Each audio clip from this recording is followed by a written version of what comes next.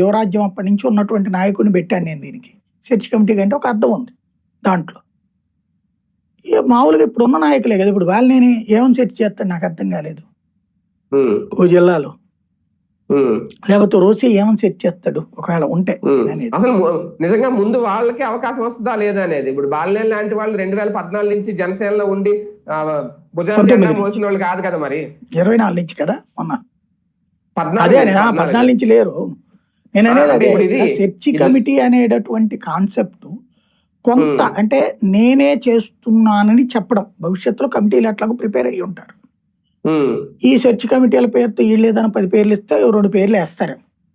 ఇది అథెంటిసిటీ ఉండేటటువంటి వ్యవస్థ కాదు, ఇది ఒక డ్రాగ్ చేసే వ్యవస్థ. కార్యకర్తలు మొన్న జరిగింది కదా సభ్యత్వ నమోదు అప్పుడు కాస్త ఆలస్యం జరిగింది. ఎందుకు జరిగింది అంటే ఇంత ముందుతో పోల్చుకుంటే 8 లక్షలు పెరిగారు. ఇప్పుడు తెలుగుదేశానికి ఎంతమంది ఉన్నారండి సభ్యత్వం? 1 కోటి 10 1 కోటి 20 ఉంది. వైఎస్ఆర్ కాంగ్రెస్ పార్టీకి దాదాపు 45-50 లక్షలు ఉన్నారు. ఇంకా అది లెక్క చెప్పాల, డిస్కులు వచ్చేయాలి. అది ఇంకా పెట్టుకుంటున్నారు, అది ఇంకా నడుస్తుంది. వీళ్ళు లాస్ట్ ఇయర్ చేసేసారు, ఈ ఇయర్ కంటిన్యూ చేస్తున్నారు. ఇప్పుడు సమస్య ఎక్కడ వచ్చింది అంటే వీళ్ళు ఇప్పుడు పెట్టుకున్న తర్వాత ఏం చేయాలి?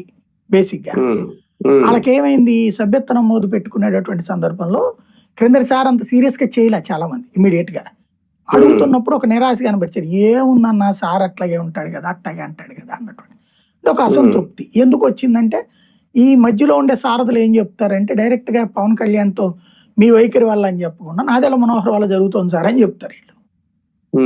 కాబట్టి నాదెళ్ల మనోహర్ మీద ఒక నెగిటివిటీ పెరుగుతుంది.